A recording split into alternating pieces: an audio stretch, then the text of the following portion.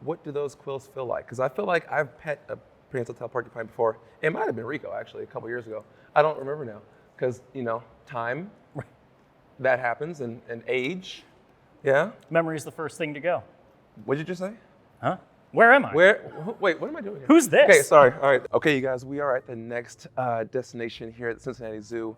We're going into the clubhouse. This actually used to be, it's a special kind of room to meet a unique animal who is a social media star. Not Fiona, but he is a social media star, and I'm pretty excited to see him, so let's go ahead and get in there. How's it going? Good, how are you doing? Pretty good. Who are you? Awesome, I'm Mark. I'm one of the keepers with the interpretive department here at the Cincinnati Zoo and Botanical Garden. That is awesome. How long have you been here? I've been with the zoo for about 7 years. I've been in this department for about 1.5 years now. Year and a half, okay.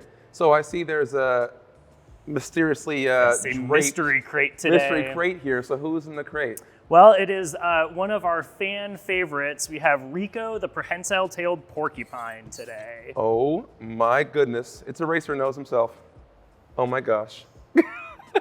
Mr. Boopable Nose, huh? Yeah. So I feel like this individual here, this boy is so famous. He's almost as big as Fiona.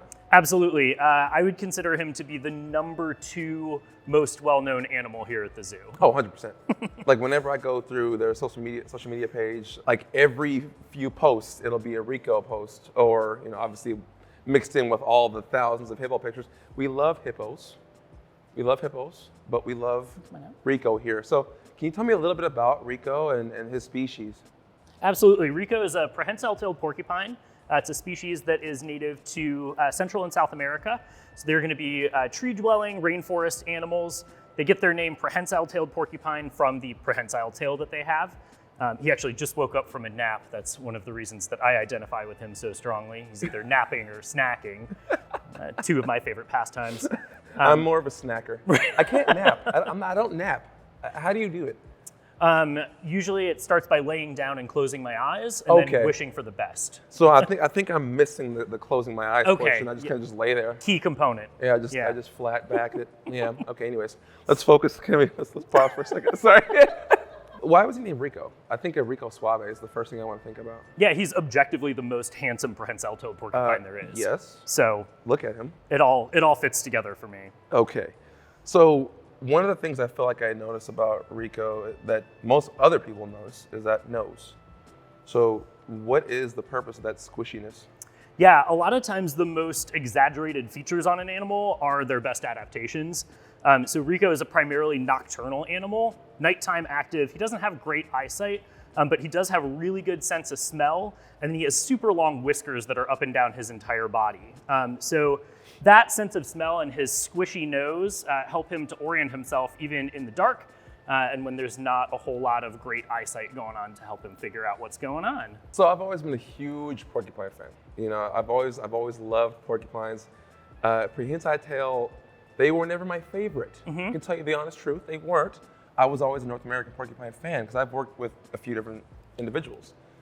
But because of individuals like Rico, this one right here in front of me, I have become a huge fan. So let's talk about you a little bit and what is his relationship with you like? What is that like? Yeah, so I am Rico's primary trainer here at the zoo. We had an instant connection, actually. We both grew up in Cleveland. So he was born at the Cleveland Metro Park Zoo. I'm from Cleveland and spent a great deal of time there as a child. So we, talked about going to the West Side Market, enjoying a night out in Little Italy, and that's how we really first started to bond. Both of you guys hate LeBron James now. Yeah, I'm sure. Yeah. Growing up in Cleveland, I got very used to being disappointed by all of the sports teams. I understand. I get that, and that's okay to be disappointed. I don't have a team anymore. Oh. Seattle, yeah. Seattle Supersonics, gone. So let's look at those teeth. So what are you giving him right now? He's enjoying some of his favorite treats. He really loves banana chips. Anything crunchy or super snacky are some of his favorites. And it's actually really important for him to get items in his diet that are pretty hard. So that he is a rodent, he has those ever-growing rodent teeth. And so by having things in his diet that he's able to crunch on, it allows him to actually maintain his own teeth. So I see that he does have that rodent enamel covering over the teeth, right? So has to continue chewing. So what would he be eating in the wild? Yeah, they're primarily vegetarian, so he's going to be eating a lot of shrubs, foliage, things that require a little bit of processing, but he also really enjoys fruits and vegetables here. Some of his viral videos include him going after a corn on the cob. So Yeah. see if he wants to I've regale us seen, with that today. I don't, do you eat corn? I do. Yeah, often? Reasonably frequently, more so in the summer. As an Ohioan, you got to know when the seasonality hits. I know nothing about that. I literally don't. So, okay, his prehensile tail, what is it doing? Is it prehensiling? It is prehensiling right now. It is exactly prehensiling. Is that a term? Did I just make that up? It is now. Oh yeah, it's our Coin term. it, put a trademark on it. Boom. Yeah, start cashing those TM, royalties.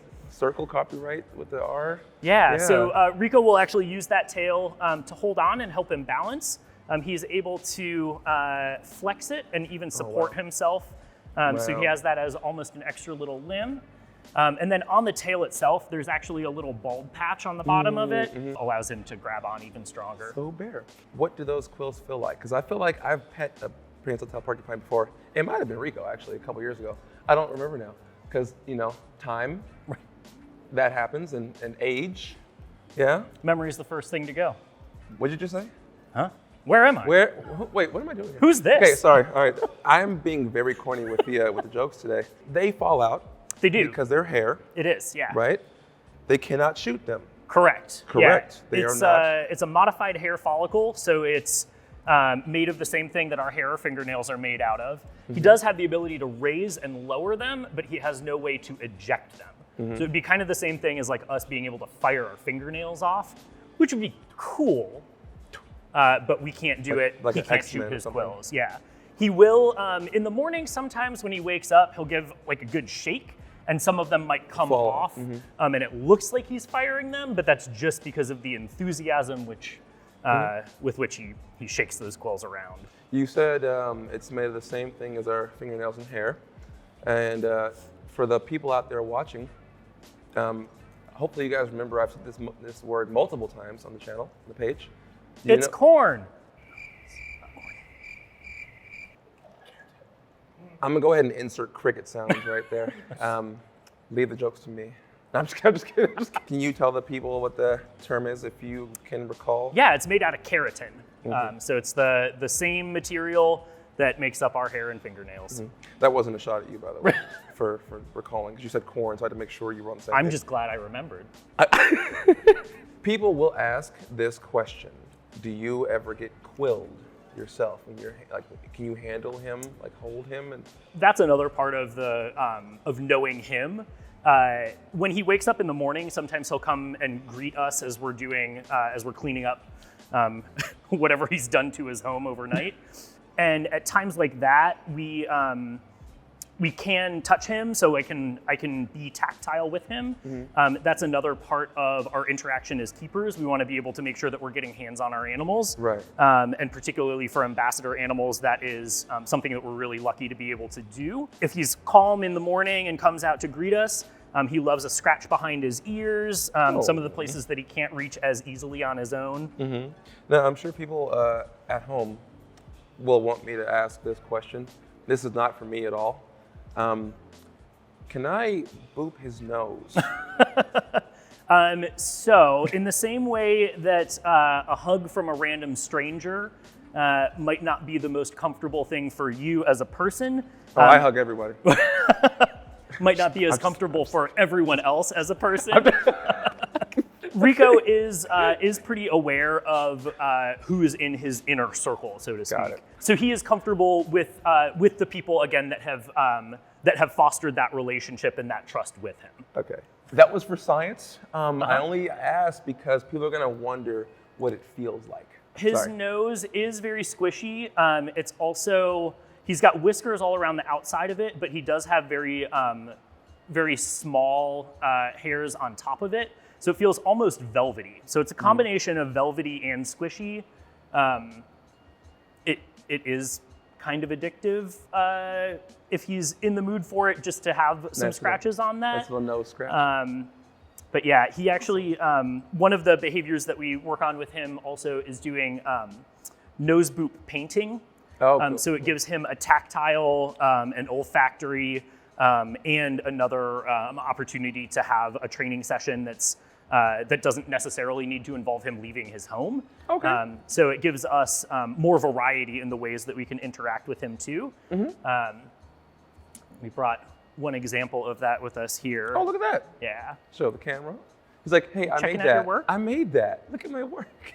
I'm Picasso, modern day. I like it, Picasso. Sorry. You remember when you did TikTok. that?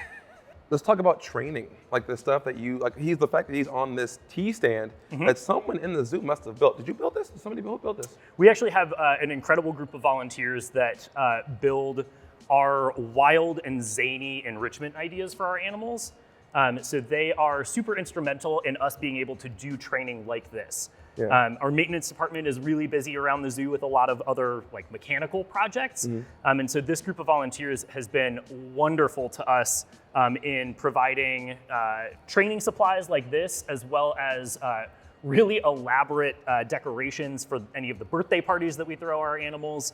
If we have an idea that we're kind of dreaming up, we will get in contact with them, and in a week or two, we will have something that looks like this right in front of us. So it helps with not only the training that we do for programs and presentations like this, but also with our husbandry. So the animals that we have can participate in their own husbandry. It can be things from voluntary nail trims. We have a couple of stands that were made so we can do voluntary ultrasounds with some of our animals. And all of that stuff goes back to the Volunteer Enrichment Committee that does a ton of work for us. Awesome. We're really thankful for them. So my ADHD will not allow me to move on without saying something about this. Now, I feel like I moved over here because I smelled something. I thought you may have missed a showering session. Missed a shower for the last 3 to 4 weeks. Yeah, probably. Yep, no, that's actually Rico, and I'm not just being shady by blaming that on him.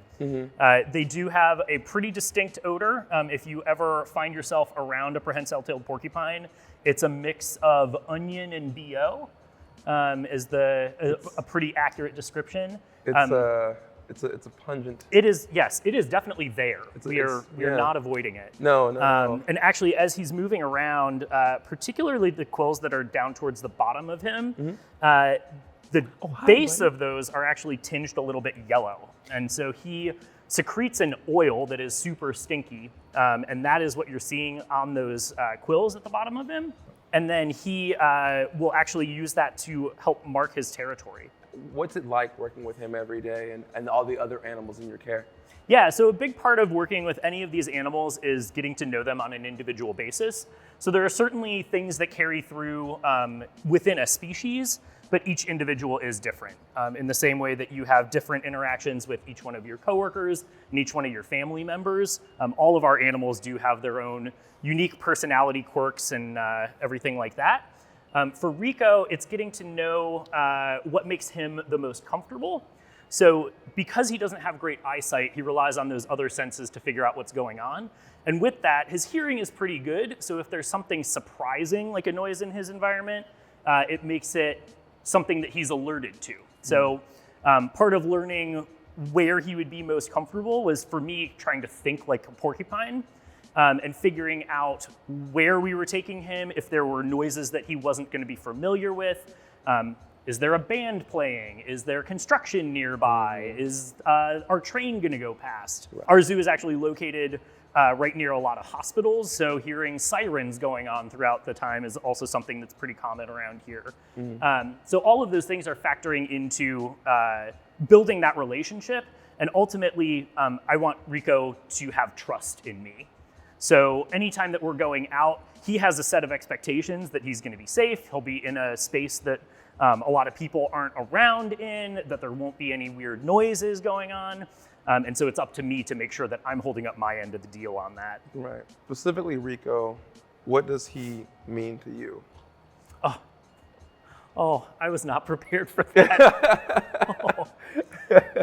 Sometimes you have to answer the hard questions in life. Yeah, he's actually, he's a really special animal for me. I've worked at the zoo for a number of years, but moving into this department, he was actually the first animal that I was a primary trainer on. Just as a career milestone, that's something that is pretty special to me in my relationship with him. When I first started at the zoo, it was shortly after he arrived, and it was one of the animals that I had really been interested in meeting and getting to know, and that ended up not happening at the beginning of my career here at the zoo. And then once I joined this department, it just so happened that I became his primary trainer, so it kind of came full circle on that too, which was a really special moment.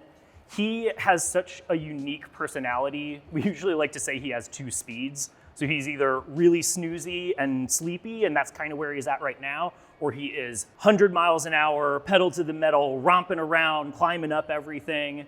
Getting to know him personally and seeing kind of where that energy switch is gonna happen when we go out on runarounds, when we're not doing formal programming like this. Just getting to see him run around and explore is really exciting. Sniffing around, doing what a porcupine should do. Thank you so much for your time and showing off this beautiful individual in front of us. He is hilarious and world famous. This porcupine has more followers than me. But again, Hit subscribe at the bottom. Yeah, go ahead and hit that button, no, I'm just kidding. As a memory of today, we also wanted to send you home with this masterpiece that Rico created. Oh my gosh. Look, you can even see his little nose marks in his mouth. And I don't know, that's putting in his mouth. All the best features. So what do you see? If Um, I hold it this way. I see the greatest porcupine in the world. Me too.